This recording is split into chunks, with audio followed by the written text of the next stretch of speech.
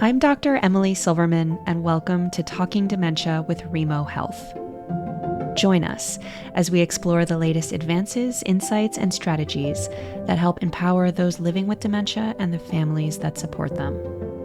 Each episode, we sit down with leading experts, from physicians and researchers to policymakers and clinicians, to provide you with the resources needed to navigate this complex disease.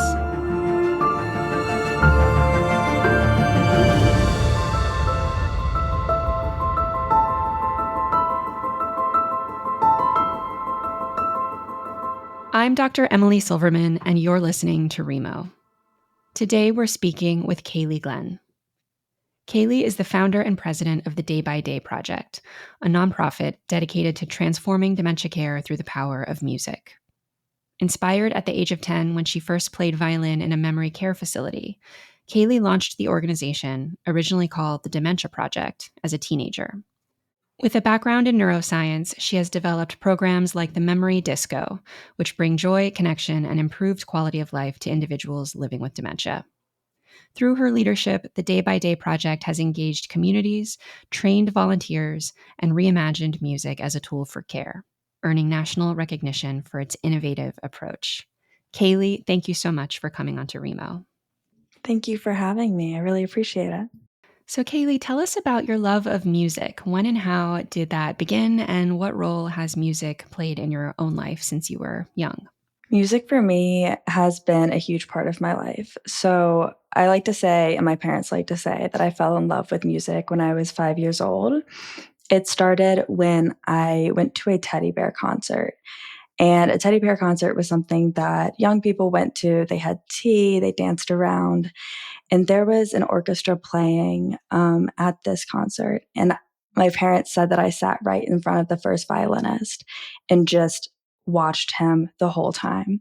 Afterwards, he let me hold his violin. And when I was 5 years old, I started taking lessons and really falling in love with the instrument. And violin from that point on became a huge part of my life. I fell in love with the instrument as like a personal practice and something for me. But for the life of me, I could not play in front of other people. I had crippling stage fright. And that's kind of where I started playing violin in memory care centers to kind of practice that stage fright. Because if you mess up, then it doesn't matter because they may not remember. Right, exactly.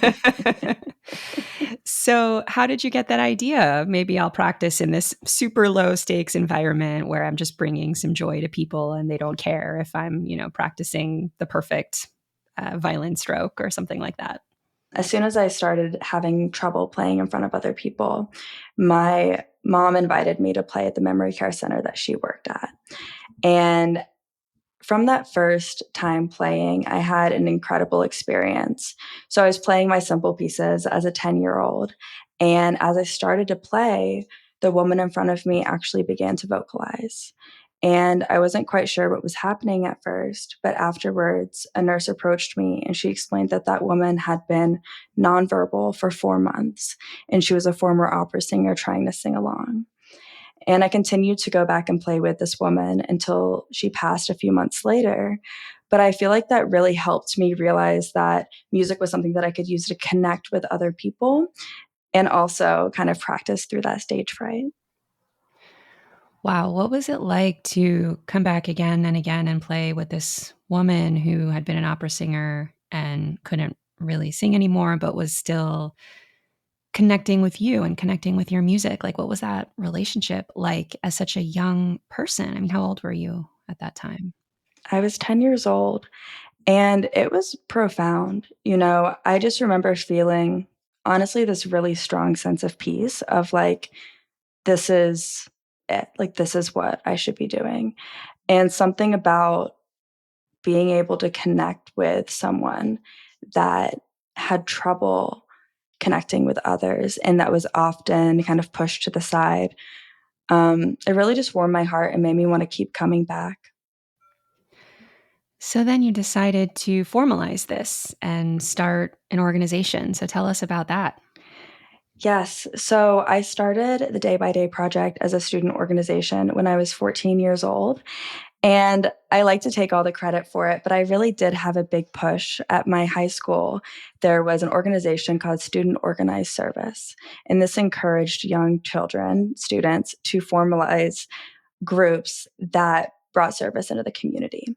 And so I began just bringing my orchestra into different memory care centers and recreating this experience through music. By doing this, I was able to see that different things that I would do would have different responses. So, like, I would play things a certain way and someone's feet would start tapping or they would start singing along. And I became completely obsessed with this idea that we had control over the moments of connection that we could create. We'd walk into a room and we'd typically see, glazed over eyes or starry faces. And within 10, 15 minutes, that entire room transformed. And so that was kind of like the start of my hyperfixation for this work. So you said you started to have a sense for what types of songs or what types of musical phrases would induce certain reactions in people. And I just think that's so fascinating and was wondering if you could take us a little deeper into that. Like, what do people like? Yeah, absolutely. And so from that experience, what I really started to see was I could put my violin down and I could hold hands with someone and their eyes would open up a little wider. Or I could tap the rhythm on their knee and they would start tapping their feet. And so there were these interpersonal connections and things that I could do that had a physiological response. And a lot of that started to develop as I became really interested in this. I had the honor of working with a neurologist. Her name is Dr. Rana Schatz. She's the head neurologist at the University of Cincinnati, director of memory care. And she sat down with me, God bless her, when I was 14 years old. And she told me so much about dementia and where I was. And it really helped me create this foundation for this work. But the biggest thing she told me was these ideas of engagement. So there were three pillars that she shared with me: rhythmic engagement, physical touch, and community engagement. Taken independently, each of these areas were a great way to connect with someone living with dementia. But we worked together from that point on, so over 10 years, to create a musical engagement program that encompassed all three of these engagement pillars simultaneously. And the idea was shifting from a passive listening response to an active listening response. So that was kind of my first research project, this trial and error with my organization and finding the different ways that we can incorporate these pillars of engagement. And the result now is just something incredible. So, how did the organization grow? You're 14. You used this student resource to start an organization. And then you said it's been 10 years. So, take us through the life of the organization and the milestones and how did it grow over time?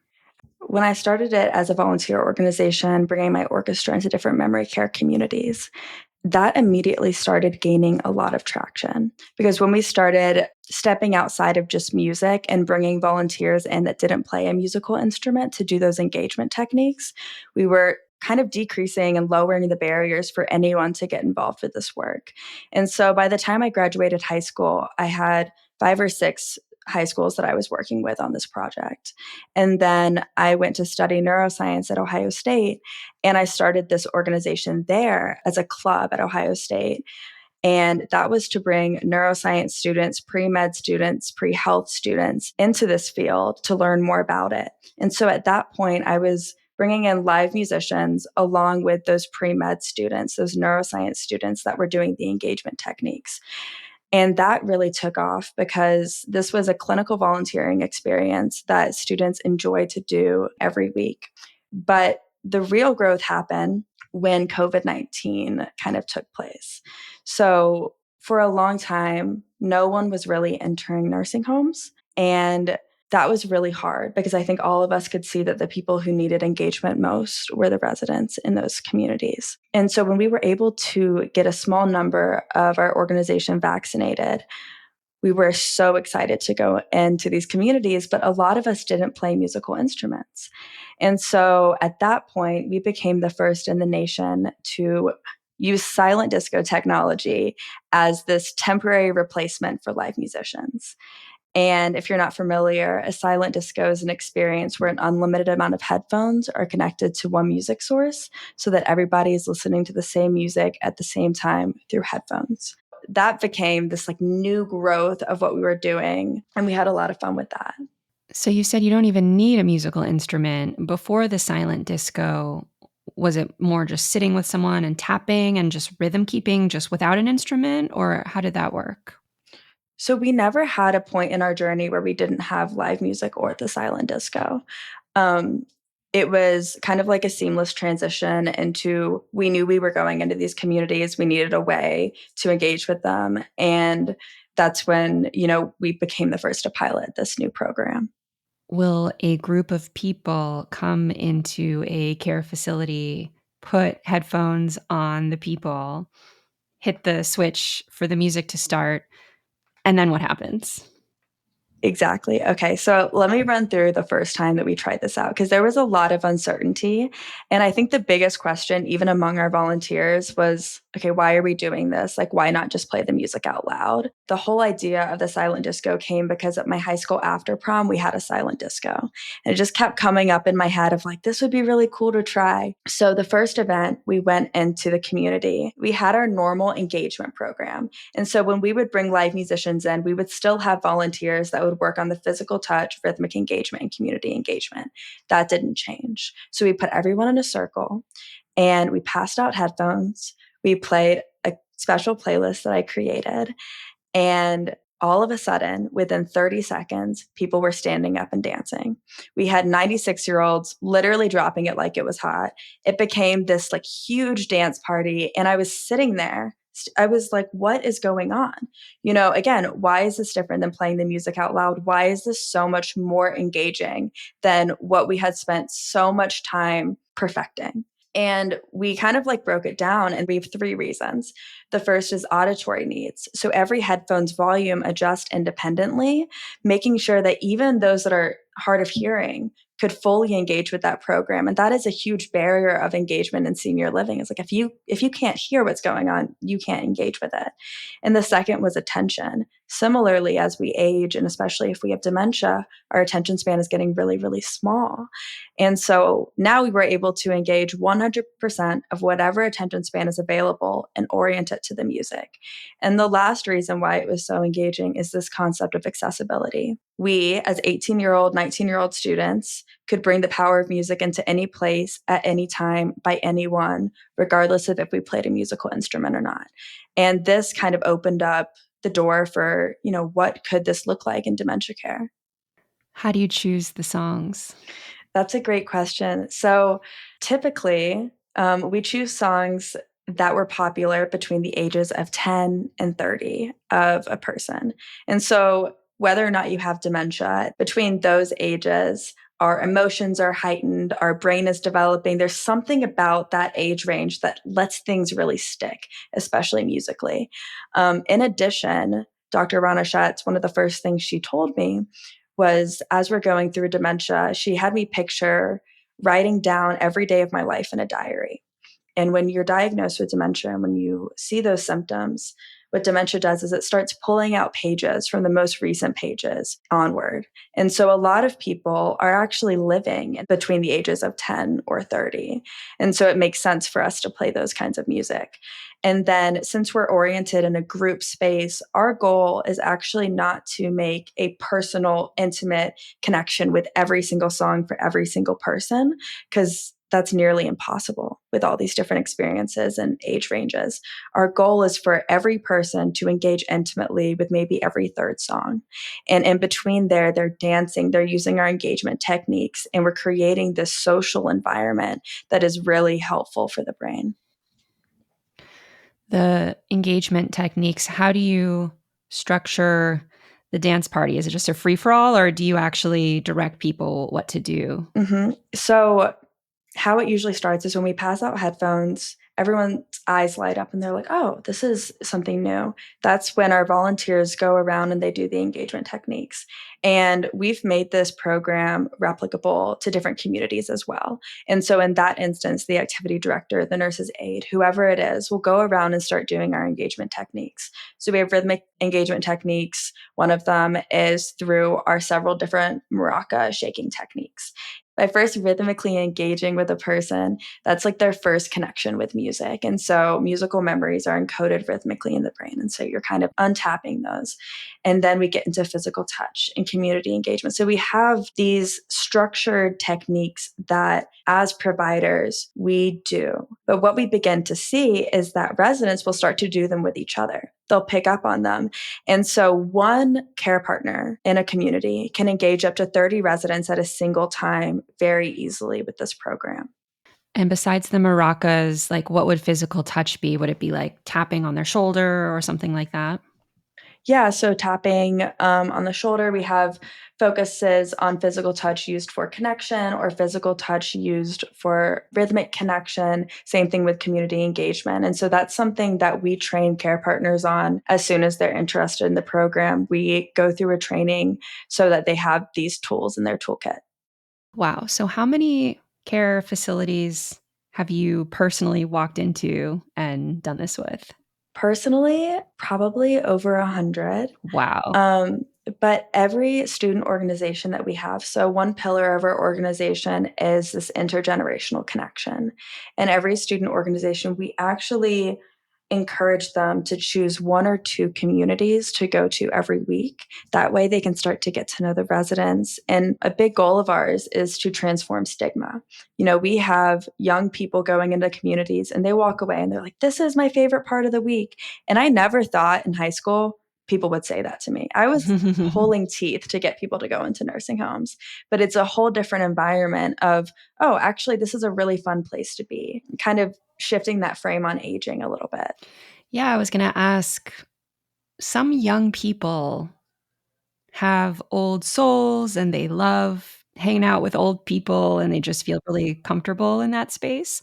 But a lot of people who are young don't necessarily like hanging out with older people, or it makes them uncomfortable, or for whatever reason, or they might just think it's boring or that it's not cool or whatever. So, how do you get this work to be fun and cool? Like, do you find that young people actually are starting to change the way that they think about older people and aging?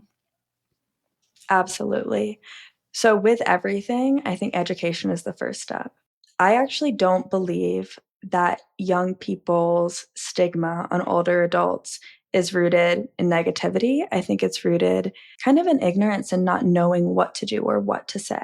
And with this approach, this memory disco approach, what we're taking away is those barriers of language, of knowing what to say. Like every single thing that is between a young person and older person that feels uncomfortable is literally removed.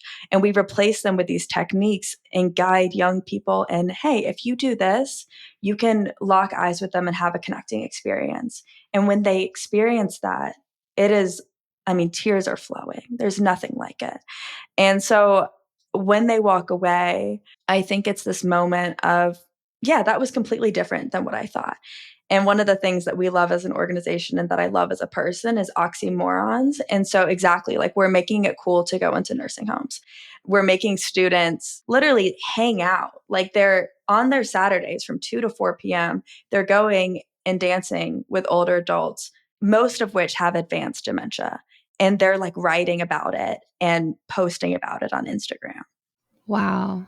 I mean, I think it's clear what the older folks get out of it. They get a shock of entertainment. They get exposure to young people. They get to dance and laugh and have fun. Often we imagine nursing homes being these really sort of sad, lonely places. So it's clear why a silent disco would be fun for them. What do you find that the young people are getting out of it? Like when they post on Instagram, Mhm. what's in it for them, or like how are they growing, or what are they benefiting? So after most sessions, we come together and we debrief. And so, one of the biggest things that we talk about is just using this as a learning experience. I will say, I think the first thing that they get out of it is the benefits of music. Every single person in that experience is getting movement, they're dancing, they're listening to music together, and they're connecting. And that is healthy for every single person. I think it is like a dopamine boost. Like Totally. they're coming back. And so I think like that is the first reason is this really positive association. But then when we dive into it a little deeper, we notice that the people that are encouraged to be a part of this organization typically know a family member that had dementia. This is really personal for them. One of the things that we started doing for every student organization is, and so when I was running it, and it's still, I passed it on. So now there's another leader, like at Ohio State. His name is Andrew Hartman. He's incredible. He has multiple family members that had dementia. And so he runs that organization at Ohio State. And it's a really great leadership opportunity for students to have. But I think one of the biggest things is we're able to create this intertwined community of students that all are connected with the profound impact of dementia, whether they're experiencing it for the first time or they have someone that they loved. And that intimate connection that we all share is like unlike anything else. So we're building friendships as well. Do you have any stories or anecdotes from this work that you think would be worth sharing? You talked about being 10 and going in with the violin and playing the violin and the woman vocalizing and making noises and then realizing she was an opera singer and how powerful that was. Any stories or examples of kind of similar moments from your organization, either, unexpected connections, or maybe there was something funny that happened or anything like that? Absolutely. The first person that comes to my mind is a man named Bruce. And Bruce really changed the framework of our organization from this fun, lively volunteer experience to expanding it to really transform dementia care within communities. So Bruce was a music man, tried and true. He played in multiple bands. He was a composer, a conductor. He played like the keytar. Like we've seen pictures of Bruce from his younger days, and he's just like this amazing, vibrant person. But when I got to know Bruce, he was sitting in the corner of his memory care center and he could not vocalize with anyone.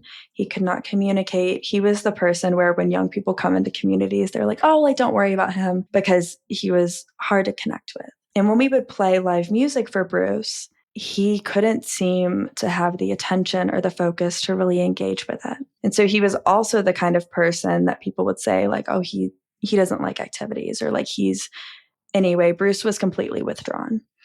And when we would do this program for him, we would pass out headphones and we would put them on him, kind of this moment of like, if he doesn't like it, that's okay, but maybe he will. And the first time we did this, we put headphones on him and we played Frank Sinatra. And he stood up, he lifted both his hands to the sky, and he started conducting again. His eyes like lit up and you could see that he was remembering something in his head. Tears started flowing. And we would go over for Bruce and we would put our hands on him and he would start dancing with us. And so I never knew Bruce before he had dementia, but after multiple of these occurrences, we were able to bring his loved ones in. So like his wife, his children, we were all dancing with Bruce. And for me, Bruce was an excellent example that even in the latest stages of dementia, when you think that you can no longer recognize a person, they're still there. We just need to find the right way to connect with them. And that was through music. And like moving past that, I walked away from that first experience with Bruce and just had this nagging feeling like this needs to be everywhere. Like this is so easy, anyone can do it. Like there's no reason that this shouldn't be in every single community, serving every single purpose. And that became like the beginning of our nonprofit journey.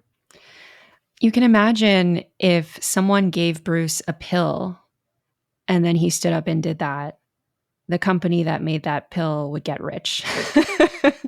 Everyone would have that pill. Right. And that's something I've been having trouble coping with and understanding as I were getting into this work of like, we've done research. Like Ohio State has done research on this program. We have incredible results. Like I have some here in talking about reducing challenging behaviors. So reducing challenging behaviors is a thing that a lot of medications are trying to do.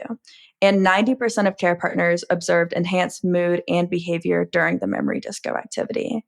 And 95% noted improved mood and behavior 4 to 6 hours after the activity.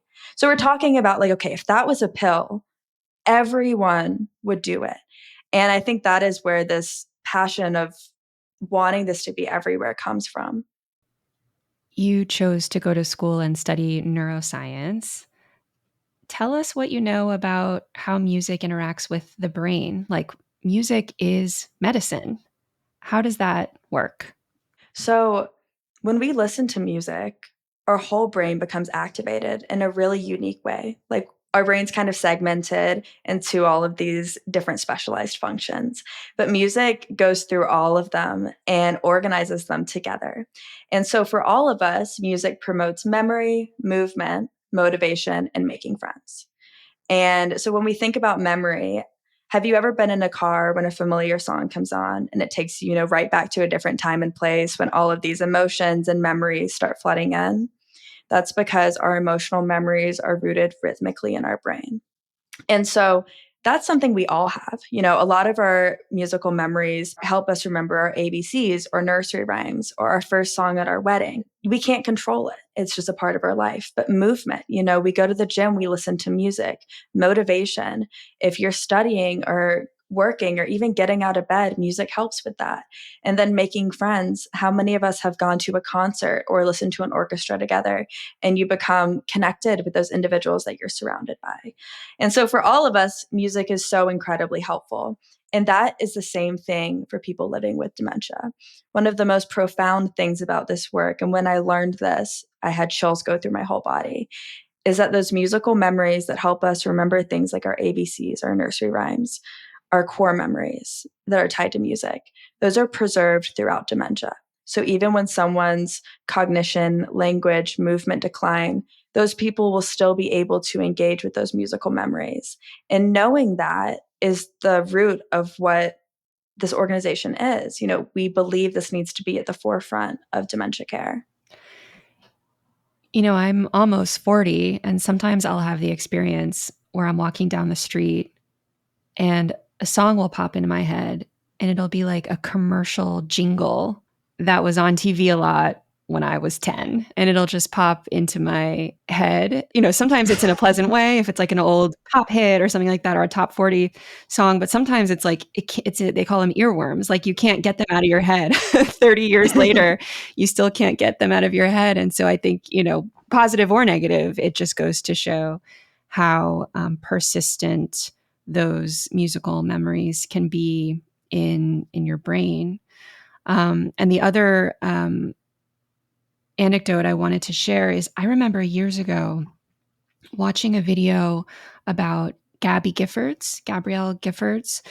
She was a United States representative who was sadly shot at a mass shooting, and she was shot in the head, and she survived. And she's still alive.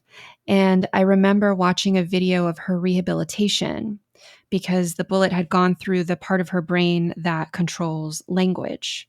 And she was trying to learn how to speak again.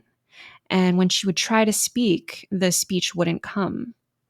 But then she had a speech therapist who was sitting across from her with a guitar, and they would sing a song and she could sing.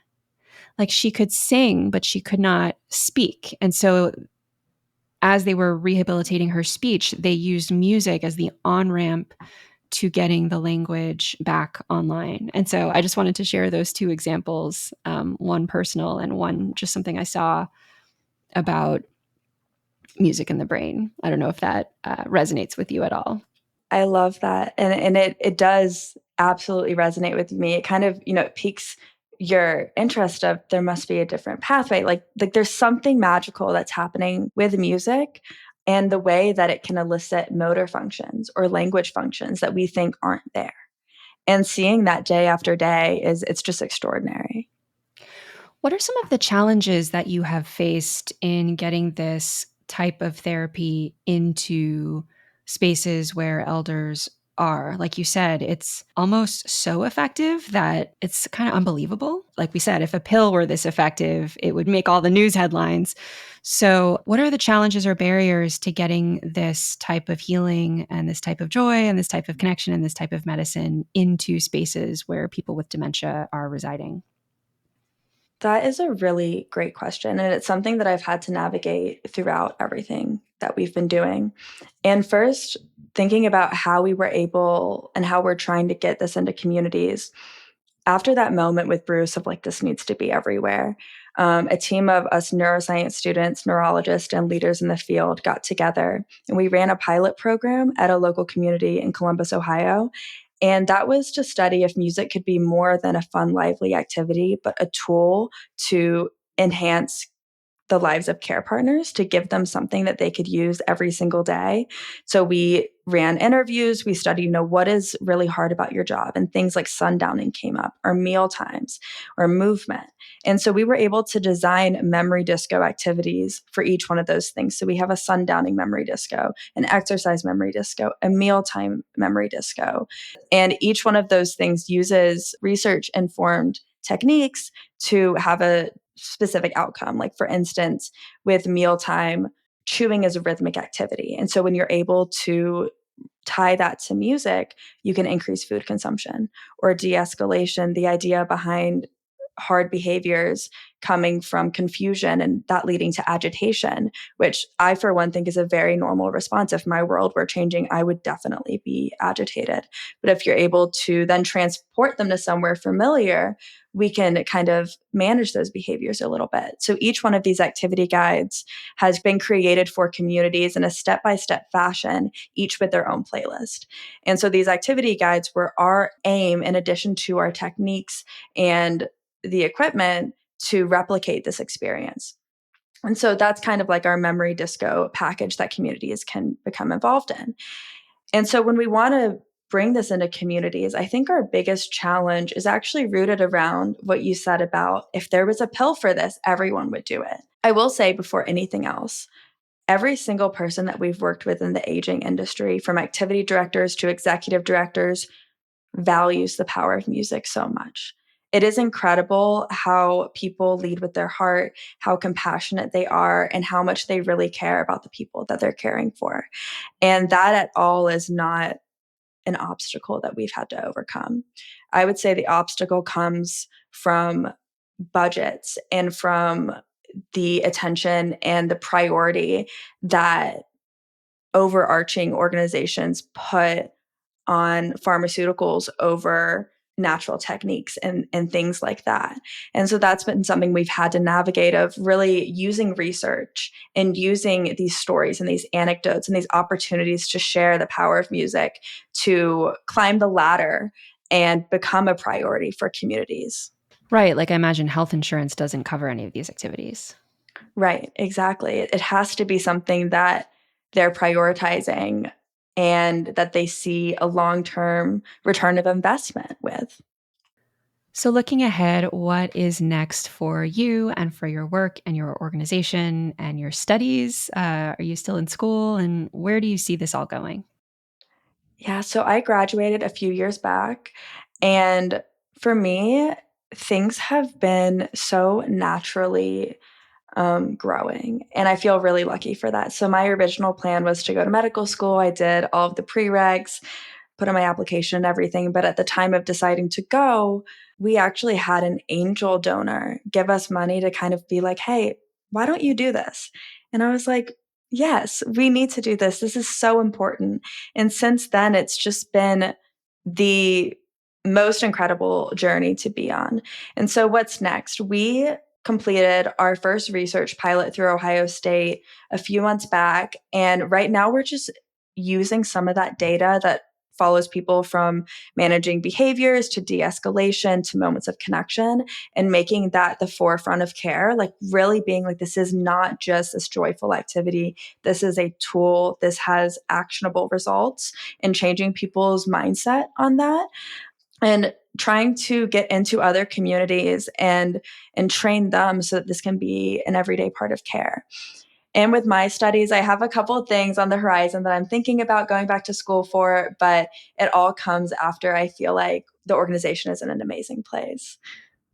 There's not a lot of people who can say that they started something like this when they were 10 or when they're 14. You really have built something, and that's incredible. So I just wanted to say thank you for everything that you've done to make the world a better place. And thank you also for coming onto Remo to chat with us. Really appreciate this conversation. Absolutely. Thank you so much for having me and highlighting some of the things that we're doing. I have been speaking with Kaylie Glenn, founder and president of the Day by Day Project. Thanks again, Kaylie. Thank you. Thanks for listening. For more expert guidance on managing dementia, visit www.remo.health/learn.